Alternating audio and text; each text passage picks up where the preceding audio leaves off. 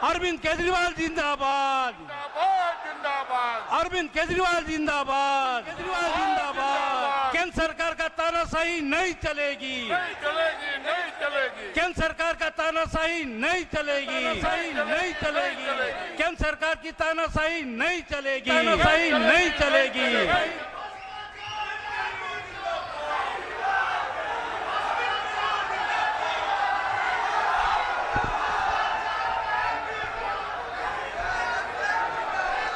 भारत माता की, भारत माता की, इनकलाब, वंदे, मंच पे मौजूद झारखंड के सम्मानित मुख्यमंत्री चंपई सोरेन साहब, मंच पे मौजूद पूर्व मुख्यमंत्री और मेरे भाई हेमंत सोरेन जी की धर्मपत्नी कल्पना सोरेन जी, झारखंड सरकार के सभी मंत्रीगण, हमारे सांसद संजय सिंह जी, यहाँ पे आए हुए सभी विधायकगण, इंडिया गठबंधन के सभी पदाधिकारी और यहाँ इतनी भारी संख्या में आए हुए मेरे सारे प्यारे बहनों, भाइयों, माताओं, बुजुर्गों, बच्चों, मेरा जोहार, नमस्कार, प्रणाम। सबको बहुत बहुत, इतनी संख्या में आए, बहुत बहुत शुक्रिया आप सब लोगों का। आज मैं यहाँ पे अपने भाई हेमंत सोरेन जी के समर्थन में आया हूँ, लेकिन उसके पहले एक बात कहना चाहता हूँ। लगभग आज से 35 साल पहले मैं जमशेदपुर में नौकरी किया करता था टाटा स्टील में।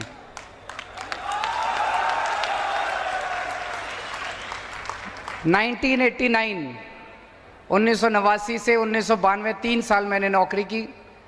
जीटी हॉस्टल में रहते थे, फिर उसके बाद साक्षी फ्लैट्स में रहते थे। तो जमशेदपुर से पुराना नाता है। वो मोदी जी जो कहते हैं नाता, वो वाला नाता नहीं, असली वाला नाता है।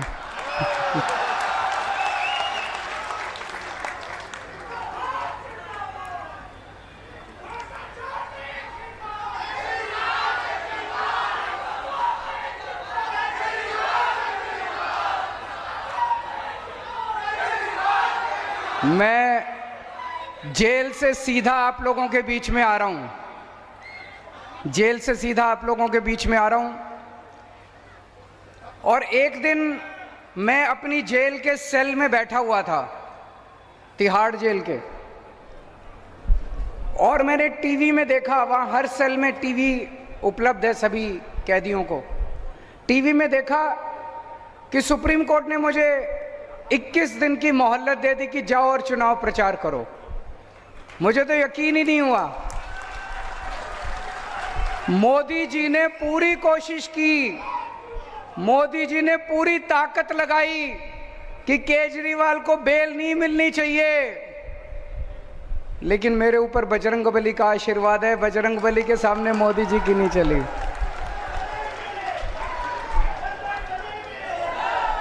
बजरंगबली के सामने मोदी जी की नहीं चली और मुझे बेल मिल गई। चमत्कार हुआ एक तरह से।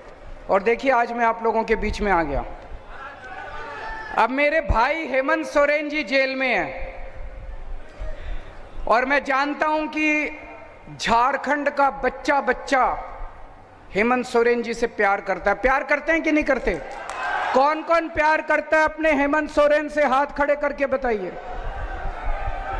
बच्चा बच्चा हेमंत सोरेन से प्यार करता है। और मैं जानता हूं इस वक्त आप लोगों के दिल पे क्या गुजर रही होगी।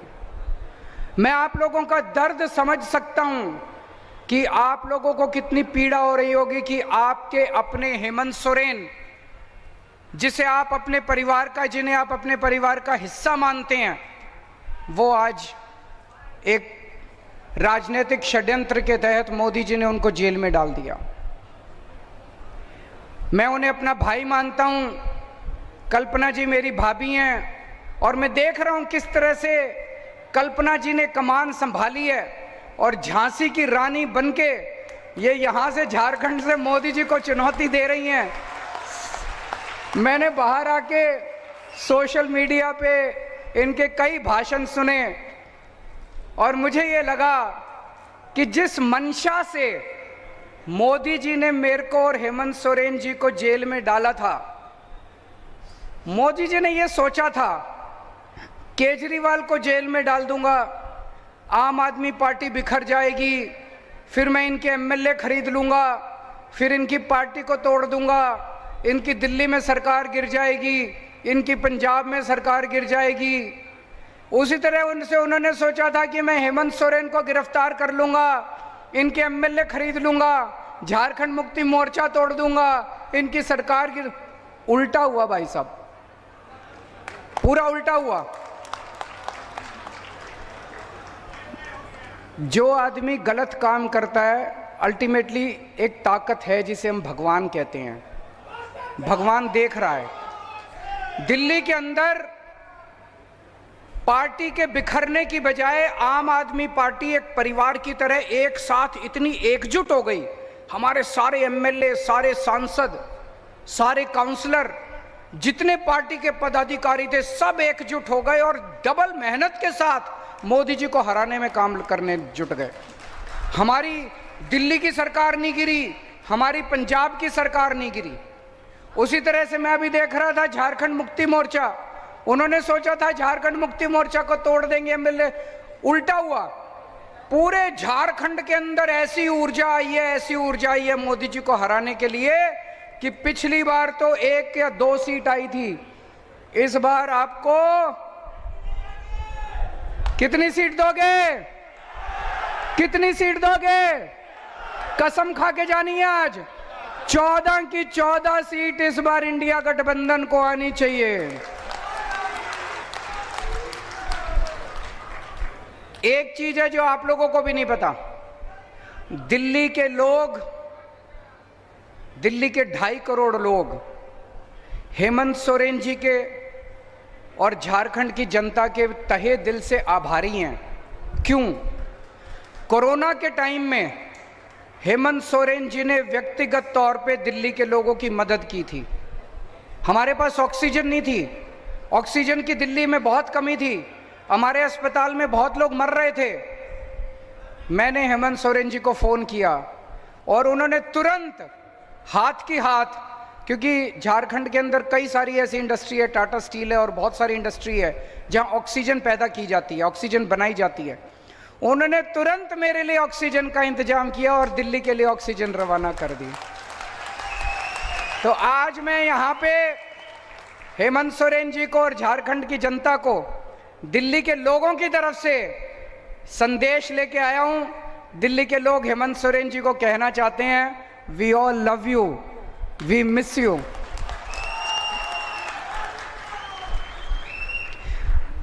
उन्होंने हेमंत सोरेन जी को जेल में क्यों डाला?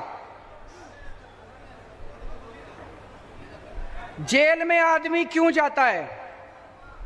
जेल में आदमी तब जाता है जब कोई अदालत जांच पूरी होने के बाद, मुकदमा चलने के बाद ये आदेश पारित करती है कि इस आदमी ने ये अपराध किया, ये आदमी दोषी है, इसलिए इसको जेल भेजो। इसलिए जेल जाता है कि नहीं है? कोई अदालत कहती है कि इस आदमी ने चोरी की, इस आदमी ने भ्रष्टाचार किया, इस आदमी ने डकैती की, इस आदमी ने मर्डर किया, इस आदमी ने बलात्कार किया, ये इसका दोषी है, इसको जेल भेजो।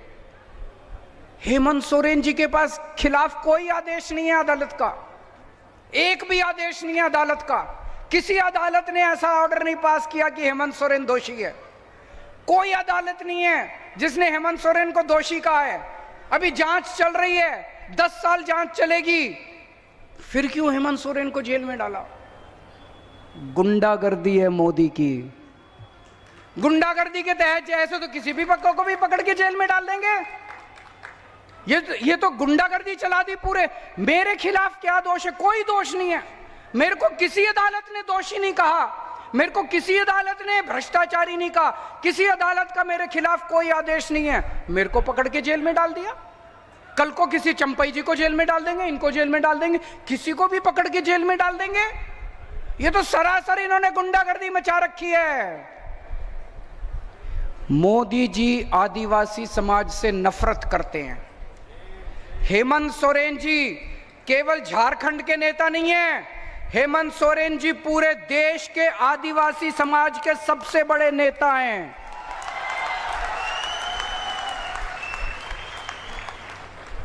कहीं चले जाइए आप, मैं गुजरात गया, वहां पे लोग हेमंत सोरेन जी को याद करते हैं। आप मध्य प्रदेश चले जाइए, छत्तीसगढ़ चले जाइए, सारे देश के पूरे आदिवासी समाज के नेता हैं हेमंत सोरेन जी। आ रहा हूं मैं, उस पे आ रहा हूं, चिंता मत कीजिए, आज सभी मुद्दे उठाएंगे। पूरे देश में जितने राज्य हैं, जितने मुख्यमंत्री हैं, सारे मुख्यमंत्री मिला के पूरे देश में केवल एक मुख्यमंत्री है जो आदिवासी समाज से है, हेमंत सोरेन, और उनको भी पकड़ के इन्होंने जेल में डाल दिया। उनके पिताजी शिबू सोरेन ने झारखंड राज्य बनवाने के लिए तपस्या की थी, जेल गए थे, डंडे खाए थे, बहुत संघर्ष किया था।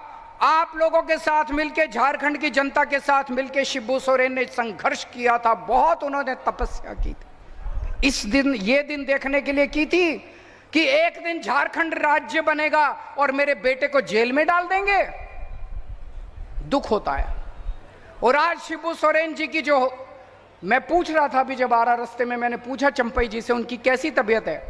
उनकी तबीयत इतनी ज्यादा खराब है, इतनी ज्यादा खराब है। ऐसे वक्त में तो आदमी को अपने बेटे की जरूरत पड़ती है। मोदी जी ने इतनी भी दया नहीं की कि इतने बीमार बाप की बच्चे को उसके साथ रहने दे ताकि वो उनकी सेवा कर सके।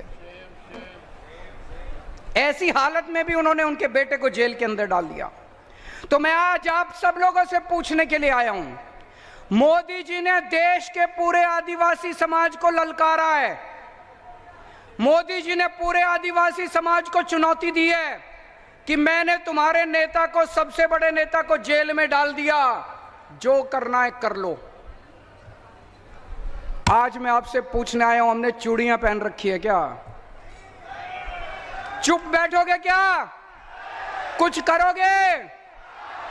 पूरे आदिवासी, पूरी देश के आदिवासी समाज को मोदी जी ने चुनौती दी है, कुछ जो करना है कर लो, मैं तो तुम्हारे नेता को जेल में डालूंगा।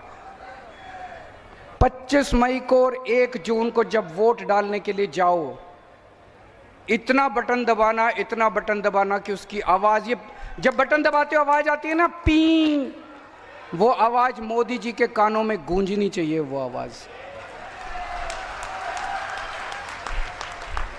अभी जैसे भाई ने बात उठाई, राम मंदिर बना, राम मंदिर का उद्घाटन हुआ, पूरे देश ने जश्न मनाया, हमें भी बड़ी खुशी हुई। हमारे भगवान श्री रामचंद्र जी का मंदिर बना, हमारे इष्ट देवता का मंदिर बना। लेकिन उस मंदिर का उद्घाटन किसे करना चाहिए था? राष्ट्रपति को, प्रधानमंत्री को भी होना चाहिए था, हम इसकी वो नहीं करते। लेकिन उसका उद्घाटन राष्ट्रपति को करना चाहिए था कि नहीं करना चाहिए था? राष्ट्रपति को क्यों नहीं बुलाया? राष्ट्रपति को क्यों नहीं बुलाया? क्योंकि वो आदिवासी है, क्योंकि वो आदिवासी है, इसलिए नहीं बुलाया राष्ट्रपति को। आपका इतना अपमान करते हैं मोदी जी, आपको राम मंदिर में नहीं बुलाते, आपके नेता को जेल में डाल देते हैं। अभी भी अगर चुप रहोगे तो ऐसे ही दमन होता रहेगा। 25 मई 25 मई 25 मई इस बार अगर एक भी सीट झारखंड से आई, अगर मोदी जी की एक भी सीट झारखंड से आई, तो ये दमन और बढ़ेगा आने वाले समय के अंदर। मोदी जी सिर्फ आपसे डरते हैं, और हेमंत सोरेन जी वो जेल में रहेंगे कि बाहर आएंगे, ये आपके ऊपर निर्भर करेगा। अगर आप लोगों ने कमल का बटन दबाया तो हेमंत सोरेन को जेल में रहना पड़ेगा। अगर आपने इंडिया गठबंधन का बटन दबाया तो 4 तारीख को नतीजे आएंगे, 5 तारीख को हेमंत सोरेन आपके बीच में होंगे दोस्तों। सोच लेना, चाबी आपके हाथ में है। अगर आपने गलती से कमल का, और ये जितने यहां लोग आए हुए हैं आप सबकी जिम्मेदारी दे रहा हूं मैं, अपने अपने गांव में जाना है, अपने अपने मोहल्ले में जाना है, जाके सबको पड़ोसियों को बताना है, गली में बताना है, गांव में बताना है। कोई कमल का बटन नहीं दबाएगा। अगर आप कमल का बटन दबाओगे तो आप अपने आदिवासी समाज के साथ, आप अपने झारखंड के साथ धोखा करोगे, विश्वासघात करोगे, पीठ में छुरा घोंपेगा आप अपने आदिवासी समाज को। सबको बता देना कि अगर आपने कमल का बटन दबाया तो हमारा हेमंत सोरेन जेल में रहेगा, और अगर आपने इंडिया गठबंधन का बटन दबाया तो आपका हेमंत सोरेन 5 तारीख को आप लोगों के बीच में, आपका बेटा, आपका भाई आप लोगों के बीच में होगा। इन लोगों को इतना घमंड हो गया, इतना घमंड हो गया, अपने आप को भगवान समझने लग गए ये लोग। भगवान जगन्नाथ को कौन कौन मानता है? हाथ खड़े करो। भगवान जगन्नाथ को कौन कौन मानते हैं? कौन कौन उनकी पूजा करते हैं?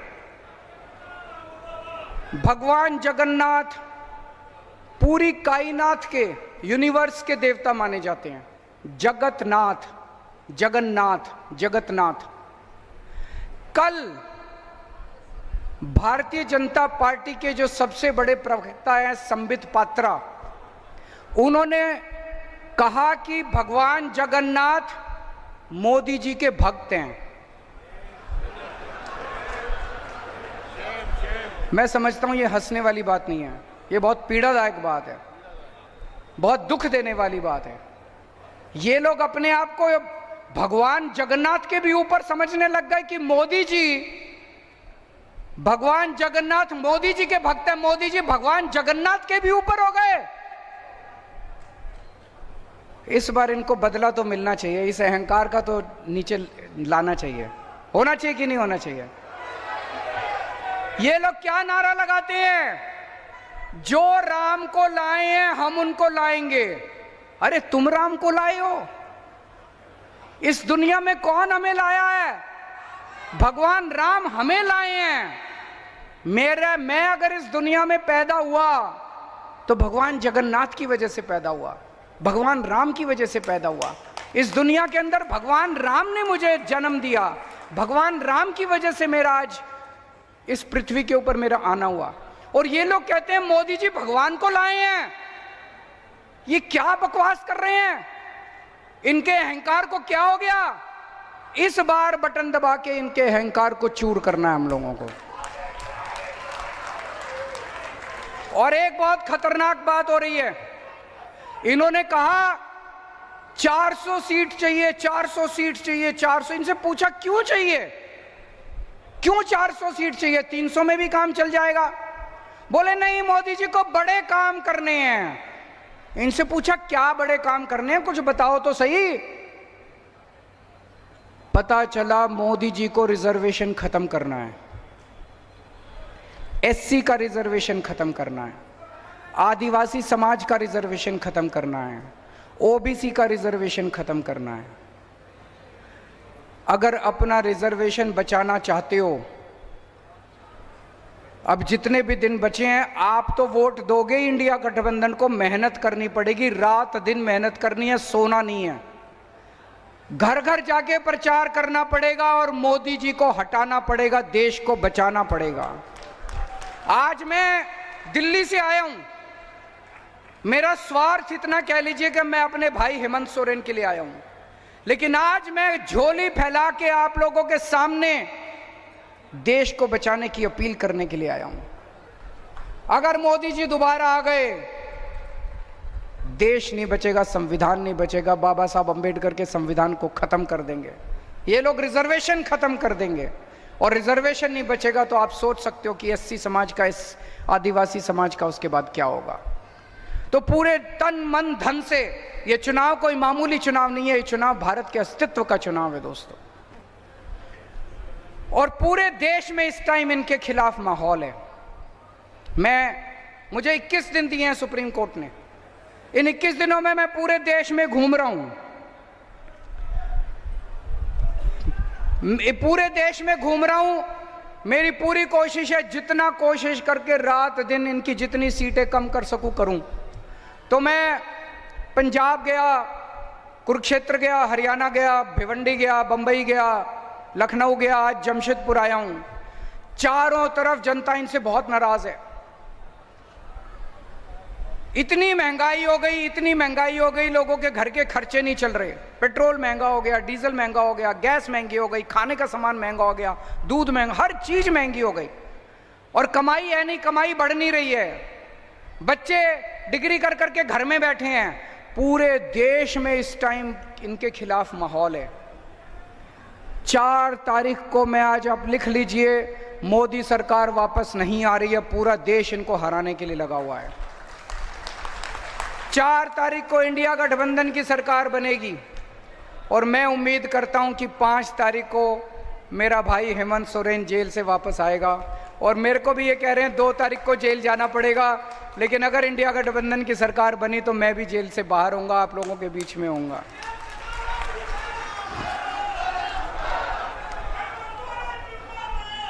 आप सब लोगों से विनती करता हूं कि यहाँ के जो कैंडिडेट है मोहंती जी, उनको भारी बहुमत से आप तीर कमान का बटन दबा के जिताइएगा।